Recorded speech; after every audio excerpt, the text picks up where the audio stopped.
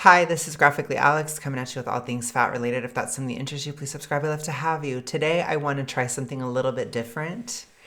So, we're going to react to a fat activist's take on fat fiction.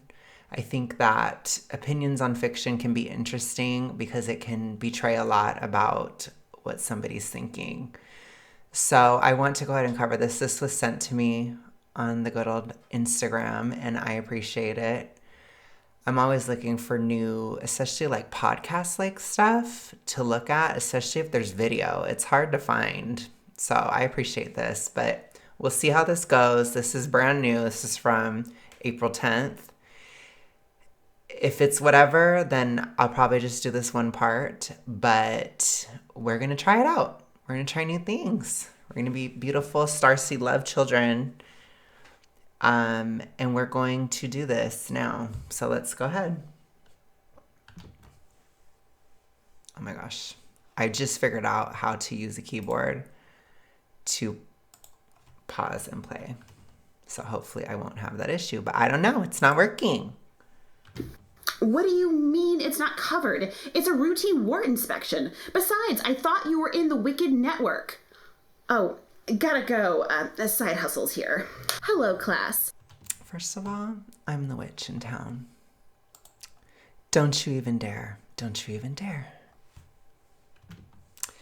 Now I gotta figure it out again. Due to the eating of a questionable restaurant sandwich, as well as the fragile nature of the main digestive system, your usual instructor will be out today. I will be taking her place. At least a few of you look familiar. Have we met before? Bad Fatty. Nice to meet you. Again.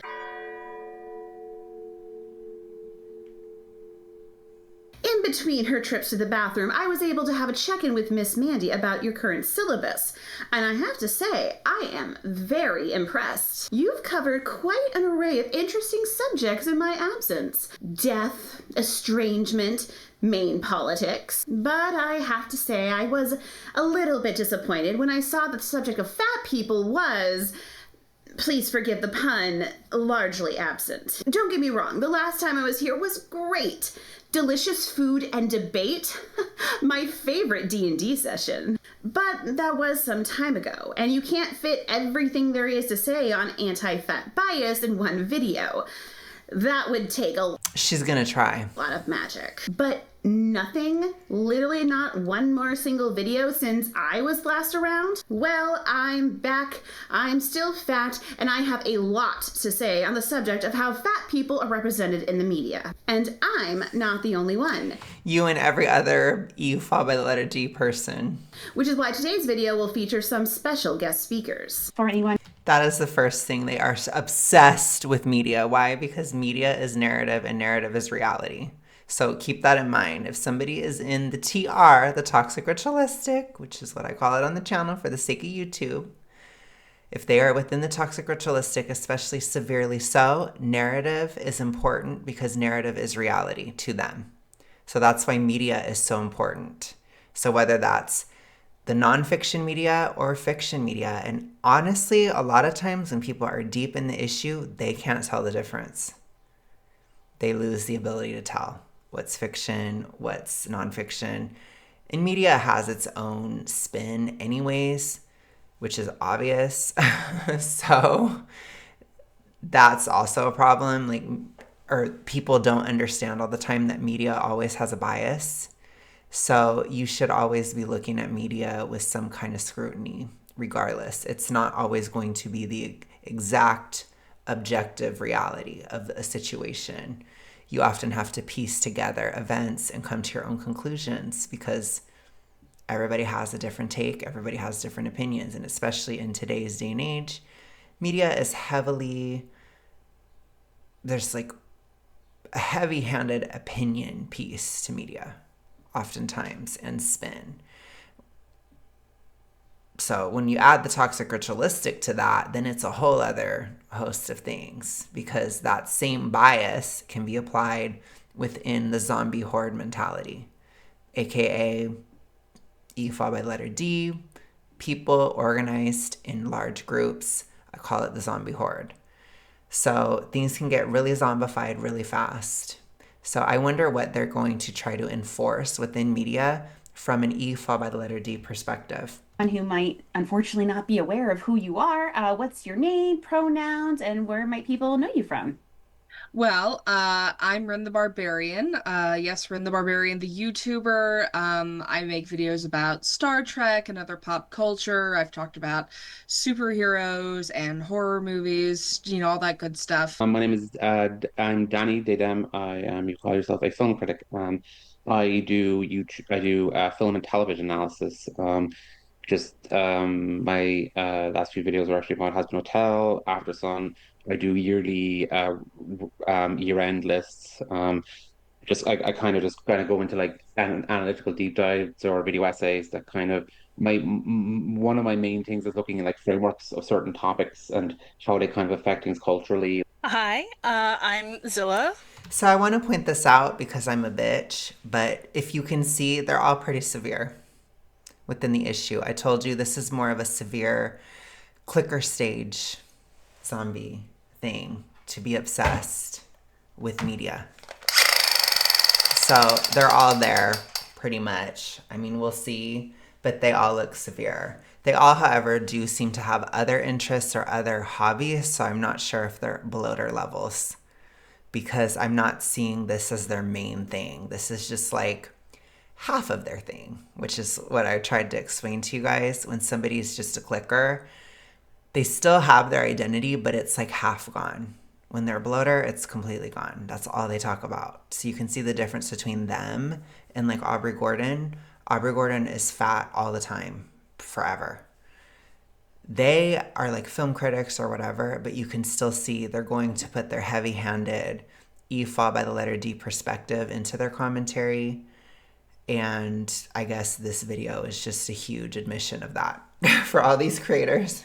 I run a YouTube channel called Zilla's Athenaeum where I do And yes, on this channel, we do believe in using body size to determine levels of severity, except in the case of Mia, video essays because we live in reality and we're not dumb. and other stuff ranging from little like linguistics and history tidbits told with, a bit of a fun layperson vibe to uh political commentary art videos like I've also told you guys a lot. People within BINGE tend to be obsessed with politics too. So that's also like, I'm seeing a connection. So I'm just trying to paint a picture with you guys. They tend to use politics to justify their behaviors. I've talked about it a lot. You have to, because it's very obvious and you have to act like, I don't know, a non-existent force that's pushing you to be this huge. You have to kind of do that. And it's easy to do that using politics or religion. I think these days politics is much more common than religion. the one I just released where I am talking to myself in the person of three different political viewpoints, the video called You Can't Appease Fascists. Well, I'm Sarah Azat. I go by the Fat Culture Critic on YouTube, although I haven't been my productivity has been swallowed by menopause and trying to finish That one might be a bloater if that's her whole channel. a podcast. You have a lot going on. Fair. Yeah. So, I feel bad that I haven't managed to put out a video in a bit. Hello. So, I'm Adnan. Any slash all slash don't call me late for dinner. That's like my silly boomer joke, but I'm a queer, Syrian, disabled, chronically ill, fat person. I like to be in the background and I like to just help people do whatever. There's a very real chance that you probably heard me or I also want to say this because, again, I'm a bitch. I'm getting a lot of introvert cringe.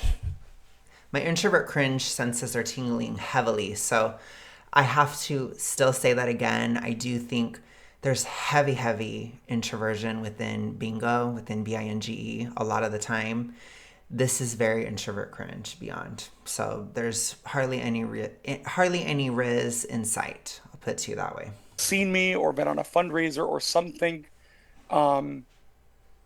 So you'll pretty well find me everywhere. My name is Allie, and I am the creator of Okay to Be Fat, which has been on Twitter, and it was really big on Tumblr until that got too overwhelming and I took it down. And then it was on YouTube. I'm kind of semi-retired at this point from fat activism due to like issues with long COVID. I was gonna say due to health issues. Yep. Probably transitioning to bloater or already a bloater at that point. I told you, you get too tired. When you go to bloater levels, you can't fight like a clicker anymore. You just can't do it. I'm also the author of a book called They Don't Make Plus Size Spacesuits, which is it's a short story collection. It's kind of short, but it's got short stories and an essay. And it's an exploration of the way fat characters have been treated or toxic ritualistic art, perhaps. Not been treated in science fiction specifically. And really big important first question, would you call yourself fat? Yeah, absolutely. I think I've been fat since I was like 7 years old. And why do you like to use that word for yourself? I don't think it's a bad word necessarily. A lot of people will react like, "Oh, you're not fat, you're beautiful." Who says that? I'm gonna bring that back. I want to make a shirt that says that at this point.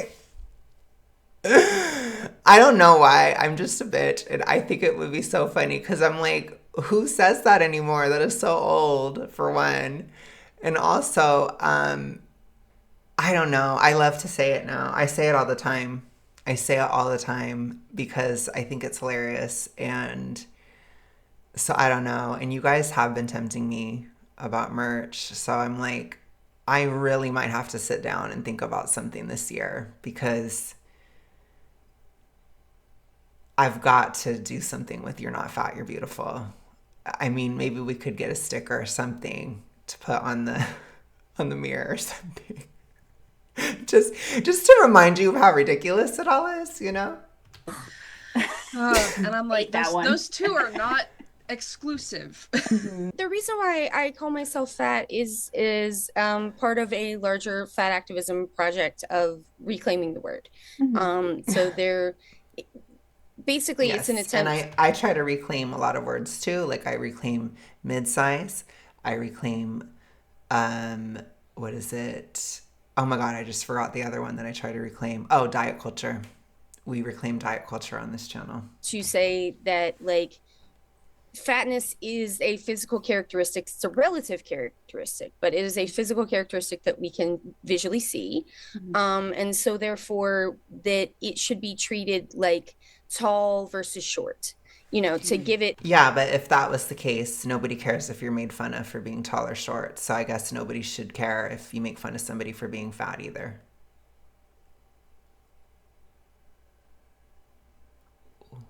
No, you don't want it to be treated that way. You don't. It already is treated that way, by the way. So you have social roles and expectations at different sizes. Same thing with your height.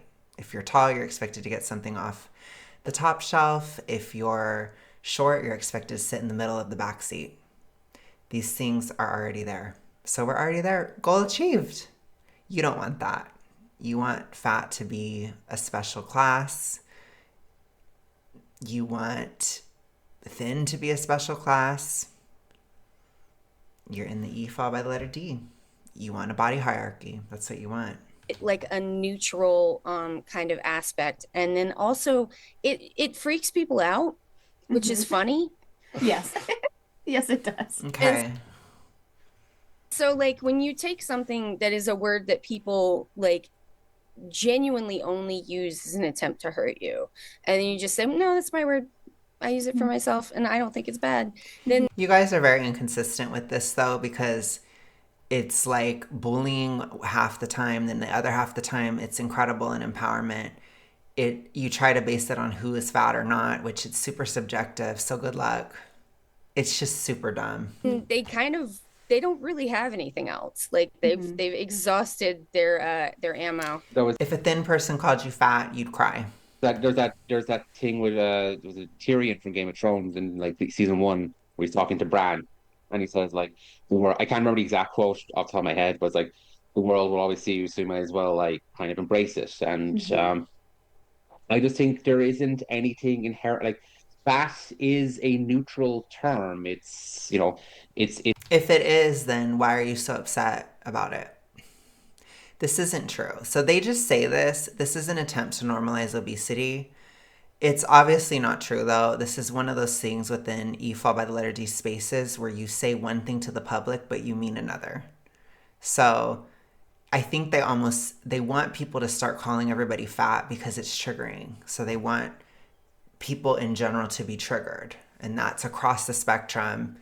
If you're calling somebody with E fall by the letter D fat, they're immediately triggered across the spectrum, across all of them. Somebody in Mia is, somebody talking to Anna is, somebody talking to Bingo is triggered. All of them are. That's why they want you to say it. They want to trap you into saying it so that you can enforce people. So they actively want everybody to be called fat. So think about that. And they also want everybody to become fat.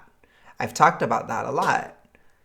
This is one of their biggest talking points that they say over and over and over again. It's the bloater thing, and all the other zombies are just following it. But that's been going on for a while. I wouldn't say it's not working because the point is to trigger. So it's also like if they say it and they are very big and they say that, then it's also triggering too. So they just love it. They love it, they love it, they love it. That's why I hardly ever use it because it pisses them off more that I don't say it. So I wouldn't say it either.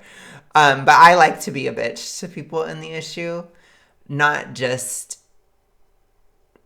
it's not like I actually want to hurt them. It's more so like I love not reinforcing it. It's like my bread and butter. I love denying it. I just love it. It's just like, oh my gosh. I think because I hate the issue so much, it's like I get a very strong satisfaction from never reinforcing it. So I hardly ever use that word because they want me to. So I don't. I'll say they're big, obese, super morbidly obese, severe, right? Look at all these different words you can use. A clicker, a bloater, right? Which those zombie terms, they're not even exclusive to BINGE, which they would hate that even more. They don't want to ever be compared to Anna's, but they are comparable, very much so. it's a form of body. It's a form of weight in measurement. It's a form of weight on the body. So, long story short, yes, I would call myself fat. Oh yeah. Yeah, I'm And, fat. yeah, and why? Why would They want to identify with it, and there's a lot of pride in it within the toxic ritualistic world. So, again, clicker levels and beyond super identify with being fat, majorly identify with being fat, would be terrified if that label were to go away to the point where it's like you can have an identity crisis. And I even had that issue when I was in the depths of the issue, getting out of it and downsizing. It was really difficult to let that go completely. Like I was able to let it go mentally, but to physically let it go too, and to socially let it go because it was no longer true. That was really difficult. And knowing that it was going to end in 2023, I knew it was going to end. It was a part of what kicked off an identity crisis, as well as my health issues starting to resolve and me no longer having to solely focus on my health. It was very difficult psychologically. So these people are all like that. They would probably get an identity crisis if they were no longer fat. So keep that in mind. It's a huge identity piece. would you say that? Well, compared to the way that the world is built, I am bigger bodied than what people expect. People have called me fat since I Severe. Super morbidly obese. was small, and it was accurate. I have been bigger than average for my height, I Super morbidly obese. guess, since about puberty. And Extremely unhealthy. Deadly. Super morbidly obese. Super severe. Deathly severe. That's what I would call where she's at. I don't know, it doesn't bother me. It's never really bothered me. You have to have a certain level of dissociation in order to function when you are that big, because it's so awful to be that big from a physical standpoint. I'm not talking society this, society that. I'm talking physically. Every single moment of every day, you are dealing with it. It's your whole life. So I've heard people say, like, there's no way that that's their whole life. It's just online, da da da. Honey, if you're that big, again, you have been conditioned to ignore how big somebody is. If you are that big, it is your whole life. It must be. Your whole life revolves around it. It's impossible for it not to. Part of my tortured, morbidly obese experience was my life no longer having to revolve around the fact that I was super morbidly obese, because I wasn't anymore. So I didn't have to do that anymore, and it was really jarring and scary. Never thought about my body ever until other people made That's a lie. You always thought about your body. me.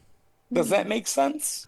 You always want to blame everybody else when you're in the issue. Gosh, this is like a gold mine. Thank you to whoever, not whoever, I know who, but I just, I like to protect the innocents.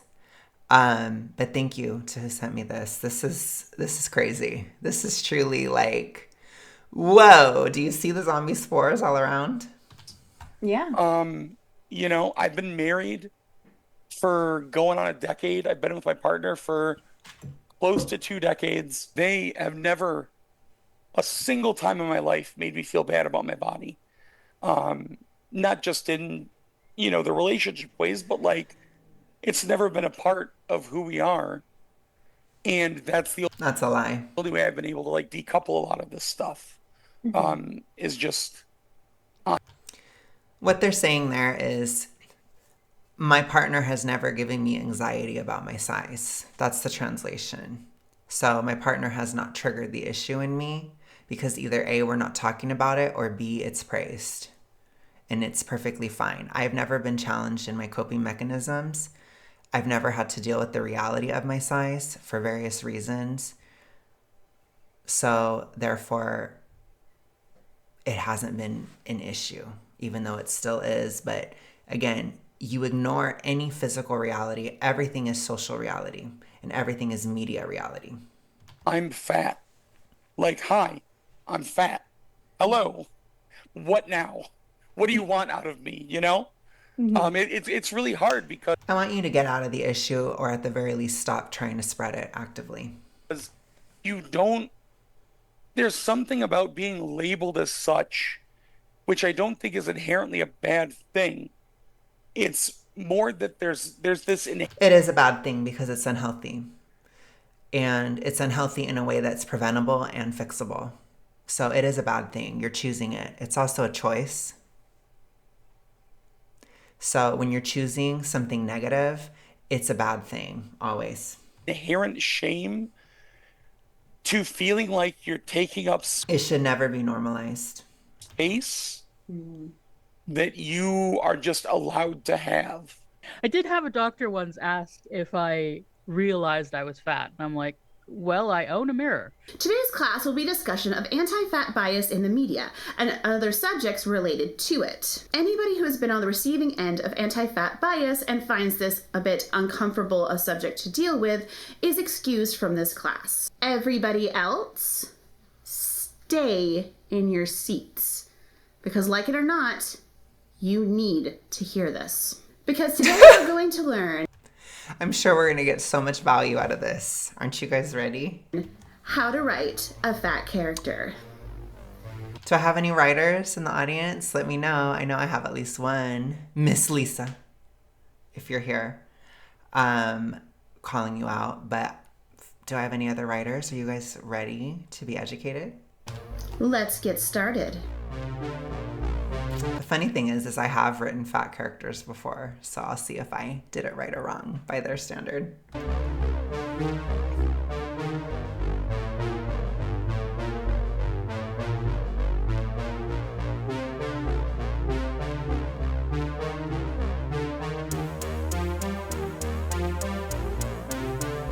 This is so f***ing exhausting to see the exact same stupid. You know, if you're going to make fun of fat people, do some original jokes.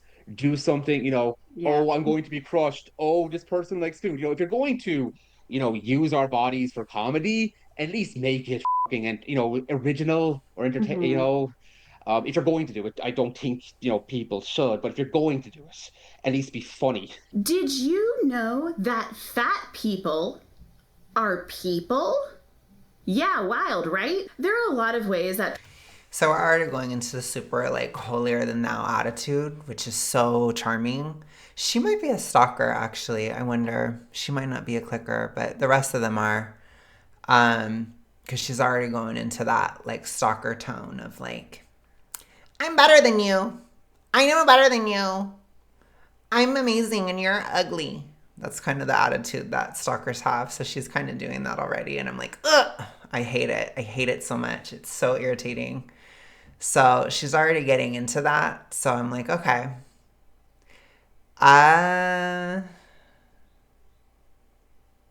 What do I have to say? As far as not being lazy, I would just say don't lie. Be honest. If you're going to write about it. Go deep. Talk about all of it. I told you guys there was a great example of it in my Mad Fat Diary. It's like a Britishy show. That was a good representation of it, I think, which it was very much about the issue. It's centered mostly on the issue. Obviously, it was still fictionalized and whatever, and there's teen drama and whatever in it, which is fine. It's primarily for entertainment purposes. But I still feel like it was utilized well in the show, and it was talked about in depth, which I appreciated a lot. And the person, I believe the person or the woman that wrote it, she struggled with the issue in the 90s, and she struggled with bingo. And so she wrote about it pretty honestly, and I liked it, except for the last season. I didn't like it. If you guys have seen it, I didn't like it. So I have thoughts, but I'm not going to get that into it. I just didn't like it, writing wise. But again, it's fiction. I understand the difference between fiction and reality. Loved the first 2 seasons. Absolutely loved them. Could not look away. Was captivated. But the third one, I was like, ew. So I don't know. And I've noticed that with British shows. Sometimes, I don't know. It's just the way it's structured. It's a little different. And the seasons are shorter. So that's also interesting to me. But anyways.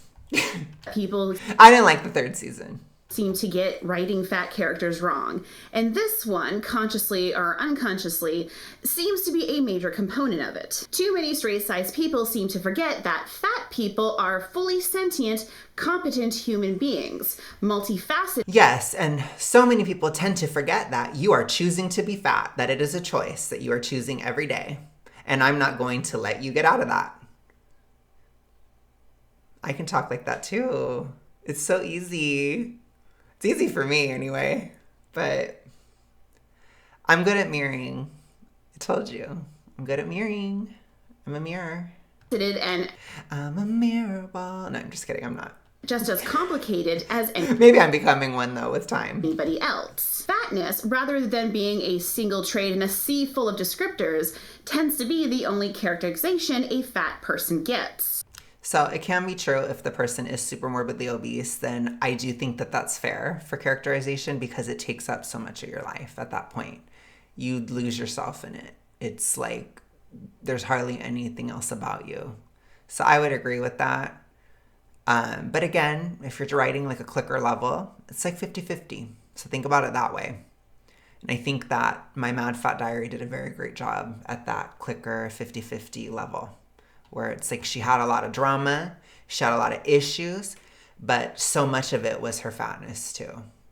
And I think that that is realistic. That was well done. Have you ever seen one of those like web idea charts, with everything kind of branching off? Well, it kind of feels like fat is the center circle, and that's just where everything else branches off of it. Fat characters tend to be written as lazy, mean, immoral, lazy. I don't agree with that.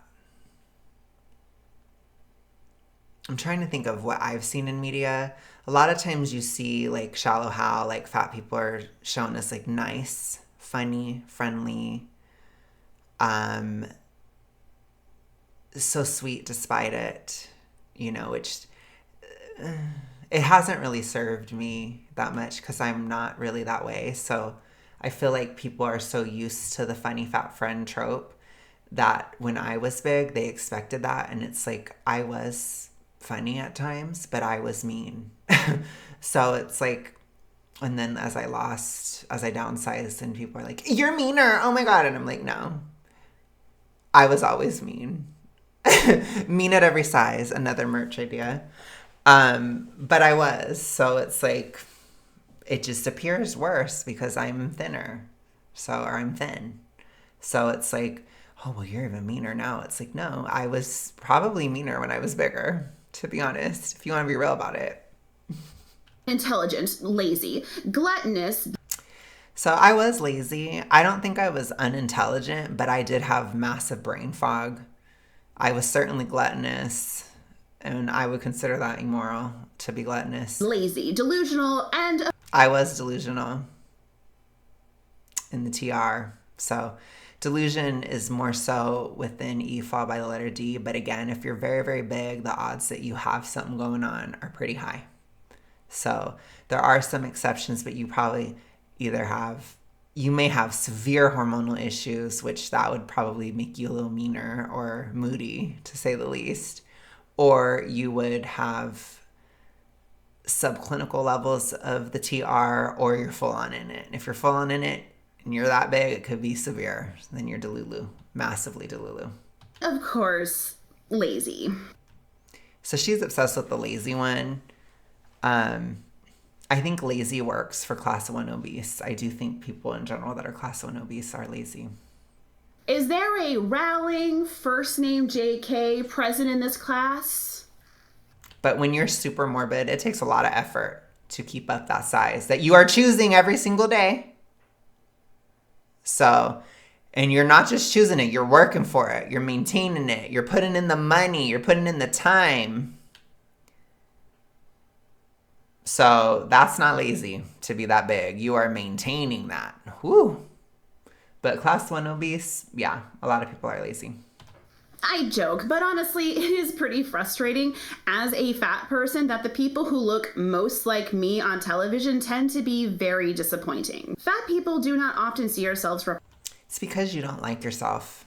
So if you see somebody similar, then you tend to like judge the character worse. So I think that they don't acknowledge like they are a consumer of the media. So it's also filtered through your own personal bias. Whereas like I've loved characters that are fat. Like I absolutely adore Ursula, for example. Love Ursula. Love, love, love. Iconic to me. Not because she's fat, but just because she's Ursula. So, But other characters that are fat, like I said, I think of Shallow Hal. Like I really did. I think her name was Rosie in that. I liked her character when I was growing up. I really enjoyed her character. I'm trying to think of other characters that were fat. I feel like Jack Black was at least chunkalicious in like the School of Rock. Like I liked his character a lot in that movie. I mean, he was like a great teacher or whatever. I think, I'm digging deep. We're going into 2000s territory here, So I'm trying to dig deep here. But it's like, yeah. And then as far as another Disney Channel, like Raven Simone, she was a little bit, chunkalicious. Loved That's So Raven. Absolutely adored the show. Absolutely adored her character, her acting, all of it. So I'm like, I didn't see her as being portrayed as this horrible thing. Like, to me, she was hilarious, absolutely hilarious. And she's an extremely talented actress. So I'm just saying, like, what are you looking at versus what I was looking at? That's the kind of stuff I was seeing. So, I mean, if you're talking like Homer Simpson or something, sure. I don't watch The Simpsons though. But again, it's also what resonated with you, or what did you like? What did you watch? What did you consume? It's like, and also understand too that trends shift throughout the years. So what I was watching in the 2000s, maybe she wasn't watching. And what she was watching in the 80s, 90s, etc., maybe is not what I was watching because I was younger. So you have to look at where you're at too. I think a lot of millennials in particular are kind of disingenuous because there was a lot of fat rep, quote unquote, that wasn't just horrible all the time. But it's what you choose to pay attention to and also what you choose to remember. Represented in the media, and when we do, we're often met with a group of insulting, degraded, and frankly recklessly written fat tropes wearing a trench coat. And not like even a nice trench coat, like an edgelord's trench coat. Well, me and our mutual friend Sarah Ezat, we did a brief podcast together where we talked about portrayals of fat people, and we pretty much unilaterally agreed that the movie Shallow Hal had one of the worst fat representations ever. I disagree. I think she was really sweet. I think she was a very sweet person. I disagree. I completely disagree. But I do love that they hate that one so much. But I think they hate it because there were so many fat jokes in it. But I'm pretty sure it's Jack Black, right? Who is in it. He's chunkalicious too in that movie, is he not? So it's also, he has to learn to not be shallow. Hal has to learn to be less shallow. Right? Hold on, I need to look that up. See, I'm telling you, I know what I'm talking about. I know my fat lore. I know it. So don't even get started. I'm telling you, you're not going to beat me. Gwyneth Paltrow in a fat suit. And it was just, it made you wonder if the people who made the film had ever actually met a real fat person. There's this. It is fiction. It is fictionalized. It's also a comedy, so it's supposed to be ridiculous. But it's still, in my opinion, from what I remember, unless if I'm totally lost in the sauce here, it had a decent message that basically was like, you can't judge completely based on appearance, which I don't think is a bad message. I think maybe we go too far sometimes, especially as millennials, where we act like we can't tell the severity of an E followed by the letter D by physical appearance, which you absolutely can. But regardless, I liked it. I don't know. I guess I liked it. I liked the movie. And again, Jack Black was also fat rep too. And he's the lead. And so it's like, they always forget that, They always forget that fat men exist too. And it was just as much of a read on him too. And it's just dumb. I don't know. They're so stupid. See, there's two scenes where chairs break. There's a scene where she jumps off a diving board and there's like a huge wave that takes out children in the pool. Like it. It's supposed to be comedic. It's ridiculous. It's not real. It's not real. Like, I don't think they understand surrealism within fiction. Like, when I watch a horror movie, I like a bit of a supernatural moment, even if it's just a thriller. Like, the way that things are formed and shaped, it's a part of the artistic expression. You guys don't like art. You don't like comedy. You don't like art. Come on. You know, when I was watching my Mad Fat Diary, they would show, like, the camera would pan to the pantry where there was all these, like, snacky foods in there, and there'd be a light glowing from inside, and it was like whoosh, like it would glow, glow, glow. It's artistic, but that was done in more of a dramatic style rather than a comedic style, which is fine. I like fiction. I like fictional film because it doesn't have to be completely realistic. Within fiction, you make a greater point by exaggerating certain things. I've done that within fiction myself. You know, so again, I'm not a writer. I don't consider myself a writer anymore, but I've written before, so I know what fiction is for. Fiction is to exaggerate certain things. It's like looking at something with overly saturated color or looking at something in black and white. It doesn't change the reality of the way the colors are, but bringing out one quality versus the other, it shifts the perspective, and you can make a different statement depending on how you focus on it. That was the point of Shallow Hal. It was supposed to be funny, which it was. So. Mm-hmm.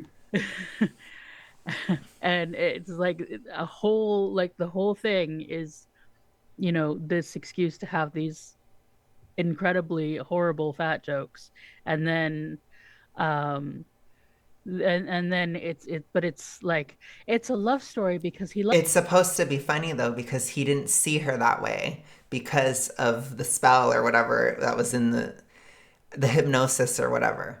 So they had to show like how drastic it was. Like when he's holding the underwear or whatever, he's like, what? Because he wasn't seeing her that way. So it's supposed to be funny because he's been hypnotized. I believe it was hypnosis, to not see her as she was. So it's like, with it being so drastically different, that's the comedic element.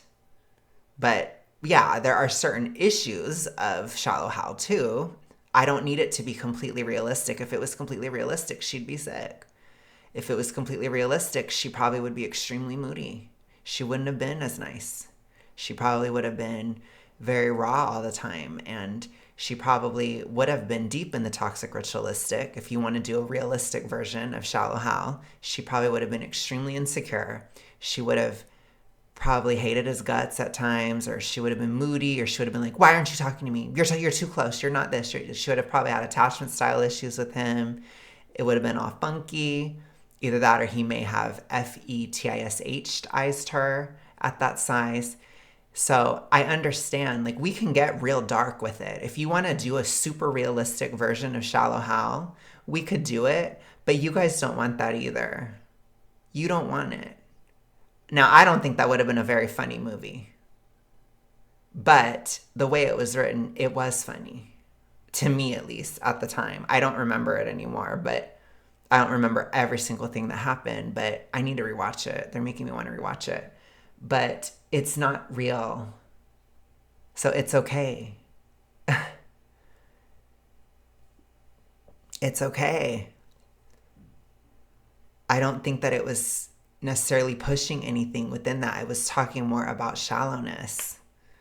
That was the purpose of the movie. It's in the title.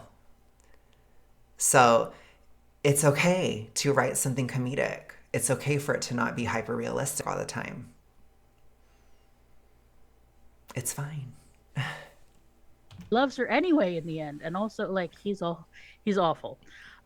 Really cannot stress this enough that no one should ever watch that film, because they even make Jack Black like repulsive, which is difficult because he's so charming. They are constantly eating. Sometimes they deal with extreme agoraphobia, not going to any events outside of their home. Well, that's based on people's observations. So there are truth to that, especially at super morbidly obese sizes. And instead choosing to spend all of their free time playing video games or watching television. There's truth to that. Are we going to act like that's not real at all? That is really dumb. I told you, there's a lot of introverts that are in the issue very badly. So I'm telling you, there's truth to that. Presented as asexual at best and delusional about their desirability at worst. Lindy West. Well, that's within comedy, which again, Austin Powers is comedic. It's a comedy movie, so it's not real. I feel like I have to keep saying, this isn't real, this isn't real. Do I need to remind you guys that it's not real? What the hell? Writer and producer of the TV show Shrill, based on her own essay collection, described this character. Yeah, and that show, I haven't seen it, but some of the clips I've seen, they're just awful. So I think that is not entertaining at all. And it's also not real, which, go ahead, but it's more of like a TR propaganda piece, which is not, I don't know how popular it actually was. I'm sure a lot of zombies watched it though. As a fictional character created by a thin person, a fantasy of fat squalor, a confirmation that we do this to ourselves, that we gorge buckets of chicken like mindless beasts, that we never see the world, never let the sun warm our bodies, never step into the sea, never make art, never feel human touch, never truly live. So I don't know who is pushing all of that. Like, I've seen a lot of people that are fat see the world. For example, I traveled abroad when I was super morbidly obese. I went to Australia and New Zealand. I talk about that a lot. It was a major trip. It was super expensive, by the way. Holy crap. But I went on that trip. I was 23. I turned 23 in Sydney, Australia. And I was super morbidly obese. And guess what? I did it, but it was so fucking hard. It was hard to do at that size.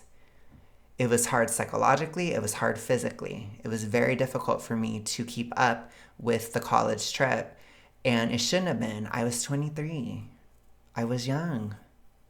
But it was tough physically for me. And I had to recover for a month after. So let's not be delulu about what that's like, please. Never let the sun warm our bodies. I went to the beach all the time. I grew up in California. Never stepped into the sea. I've gone to the ocean 20 bajillion times. I haven't been in the ocean in a long time. I want to again soon, but I'm starting to develop a fear of the ocean a little bit. So that's probably because I've been watching too many Instagram reels about like sharks and sirens and all this weird crap. So I'm probably just freaking myself out. But and then like the ships and like the horrible working conditions of the ships and stuff, it's a little scary to me. But I grew up in the ocean all the time. So I'm just saying, like, and I was fat. So no, never make art. I've written books before. We have musicians that are fat. I've seen actors that are fat. Like, what are you talking about? Never feel human touch. There's so many fat people that are married that have a relationship. Like, that's stupid. So, I mean, this is already super toxic ritualistic. Now, the only thing I will say is maybe it's not buckets of chicken, but it's probably bags of chips or loaves of bread, right? So I would shift that a bit, but it's chimichangas, it's nachos, it's things like that. Fat characters are rarely It's a lot of grain heavy. given storylines outside of their fatness, their bodies and their supposed failures being their primary arcs, if they're even lucky to get that. Such storylines tend to be focused on the gaining or losing of weight, their size a theme to explore shame or disgust. One of the more recent ones, and just may have. I'm going to go ahead and end it here. I think we're definitely going to continue this, but they're kind of getting into another film. Oh my gosh, I'm like saying theme/film. They're getting into another theme, so we're going to go ahead and cut this off here. Thank you to who sent me this, and we're going to continue this for sure. So I will talk to you guys soon. Have a good rest of your day, night, etc. Peace.